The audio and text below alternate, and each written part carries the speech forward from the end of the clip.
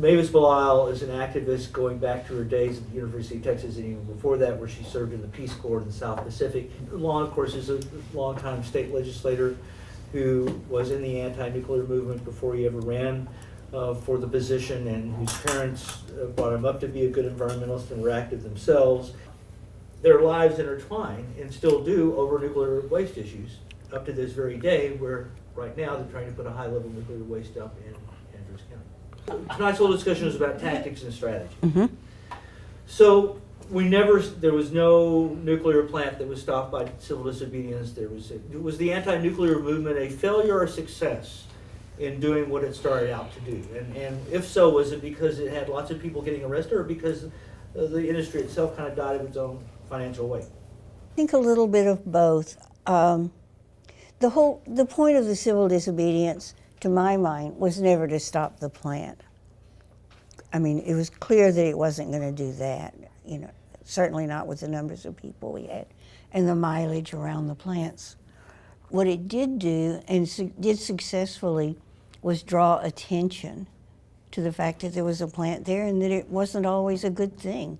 And it wasn't a very smart thing either environmentally, economically, in terms of safety or any other reason.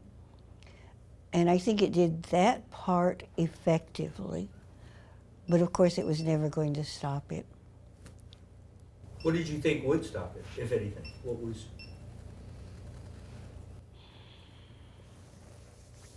I wasn't sure that we could, and in fact we didn't. Then what's the point in spending energy then on that? What, when you thought you couldn't?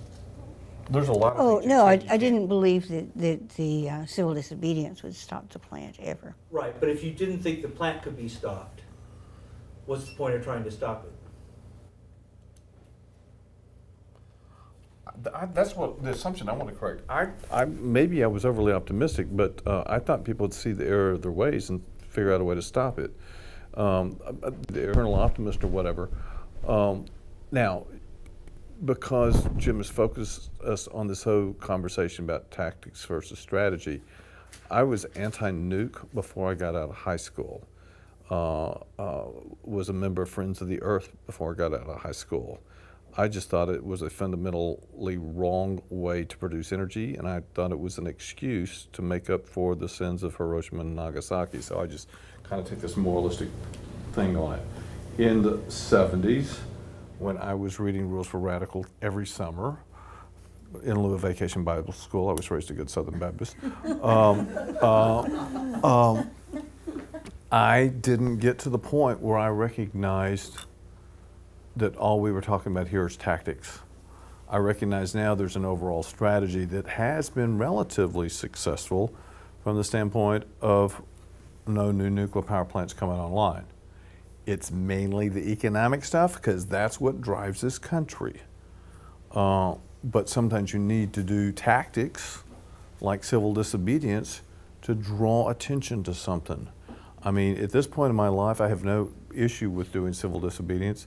It's like, but what's the right time and place and cause, and what do I want to accomplish in using that tactic at this point? Overall, strategically, I want to stop the proliferation of nuclear everything except for medical treatment. And so Mavis and I are co-chairs of the Dallas Peace and Justice Center Nuclear Free World Committee. What does that mean? Roughly, we spend a whole lot more time on waste issues than we might if we were any other place in the country. But because of the facility in Andrews, Texas, which is trying to morph from being a compact facility where it stores low-level commercial waste, it is attempting to morph to high-level for all states instead of the 3 original states. So from a standpoint of, I see the big picture, we participate in ANA meetings, Alliance for Nuclear Accountability, but our particular locational charge is doing this and talking about the waste issue. But I mean, I was pretty naive in the 70s, but those learning experiences, on November 9th, I started saying, Don't bitch, give money to civil rights organizations. Don't bitch, give money to environmental organizations that are doing litigation. Because I think the only tactic that will work under the current circumstances, where you have total corporate control of both your national government and your state government, is strategic litigation. It really is about the long haul, and you need to think about those tactics that will wear you out and produce nothing versus tactics that energize you. And I guess the one biographical note I want to say is I was an organizer interested in electoral politics, but as Jim said, because of that bent, I never did CD that I got caught at, as opposed to being out in Las Vegas, where I didn't get caught. It is a legitimate. Explain that comment afterwards, or people will think the wrong thing. Okay. You say Las Vegas and civil disobedience. Political action is not the first thing that comes to mind. Okay, that's not the first thing that comes by. Well, just down the road is the weapons test site, where for 2 or 3 decades they did above ground testing, and the U.S. government committed war crimes against the people of Nevada and Utah. And nobody ever wants to talk about it or think about it that way, but most people in this country are expendable for the war machine, and that's a real good example. In southern New Mexico, there's a little community, help me with the name. There's a little community in New Mexico that was downwind from the Trinity test site, and they have cancer off the charts as a result of that.